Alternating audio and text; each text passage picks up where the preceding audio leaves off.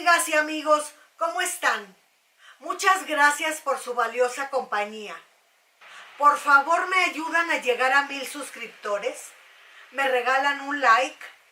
¿Comparten este y los demás videos y le pican a la campanita para que les lleguen las notificaciones? Gracias. Esta emisión está dedicada a Luis Miguel. Conocí a Luis Miguel en mi casa cuando era chico, antes de su primera producción discográfica.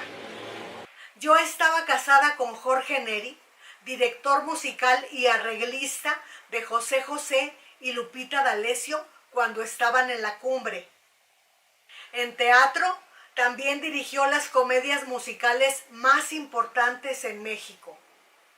Luisito Rey comenzó a llevar a Luis Miguel a nuestra casa, insistiéndole a Jorge en que le firmara un contrato de exclusividad por unos 5 años y lo produjera, porque tenía uno de los estudios de grabación más importantes de México.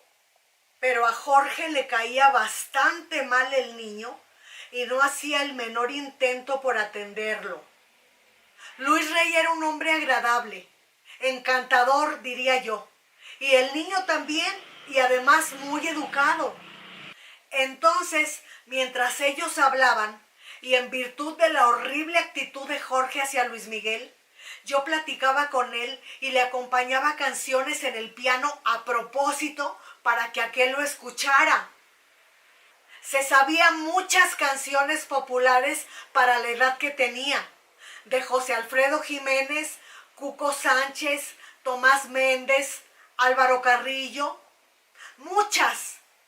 Y tenía una dicción muy buena, el fraseo, un falsete precioso, una media voz hermosa, unos trinos increíbles y una interpretación sincera. Transmitía lo que decía cada canción, conectaba. Estuvieron en casa unas 5 o 6 veces porque Luis era un magnífico promotor que no perdía la esperanza de convencer a Jorge, lo cual no ocurrió. Cuando se iban, nos dábamos unos agarrones tremendos. Yo defendiendo la dignidad del niño y naturalmente su talento, y Jorge echándome en cara que yo les daba cuerda. Luis y Jorge se llevaban muy bien y hablaban de muchos artistas. Se ponía bueno el chisme de Diego Verdaguer, Amanda Miguel, Vero Castro, etcétera, etcétera, etcétera. Muchos. Pero en cuanto Luis retomaba su objetivo, que era producir a Luis Miguel, Jorge cambiaba la conversación. La última vez que estuvieron en nuestra casa, Luis Miguel me dio las gracias por lo bien que lo había tratado y el tiempo que le había dedicado. Me dijo que se llevaba en el corazón lo bien que lo hice sentir, aunque se había dado cuenta de los desaires de Jorge, y que mi recuerdo lo iba a acompañar si llegase a ser famoso.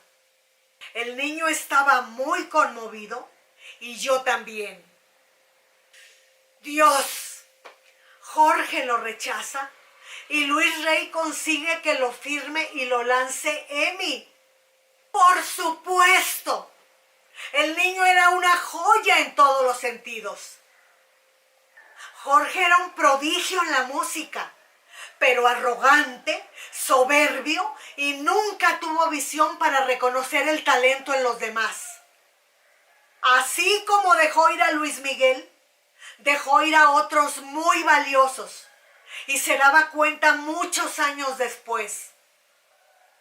Nos separamos. Hace unos años, no tantos, un proveedor que tengo en mis producciones que brinda servicios al Auditorio Nacional me hizo favor de invitarme al soundcheck de Luis Miguel a ver si había oportunidad de saludarlo. Yo tenía mucha nostalgia y muchas ganas de cruzar unas palabras con él sobre aquellos recuerdos. Después de estar varias horas en el soundcheck sin que él apareciera, pensé que ya no iba a haber oportunidad de saludarlo.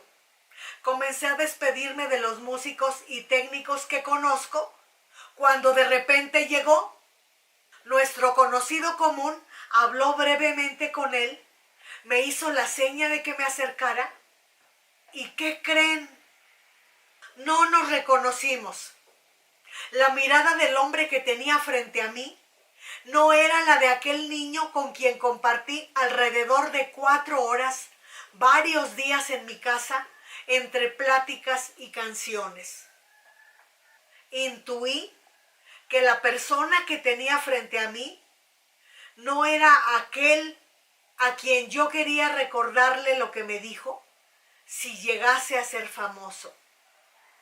En ese momento quise justificar mentalmente que quizás con los años la fisonomía cambia, porque él era muy niño y yo era jovencita. Pero no, la fisonomía puede cambiar un poco, pero la mirada no. Por la mirada puedes identificar a una persona. El caso es que el hombre que estaba frente a mí no tenía una mala actitud, pero no tenía la menor idea de qué estaba yo hablando. Se veía en aprietos, como diciendo, ¿cómo salgo de esta? ¿Cómo respondo por situaciones que no viví?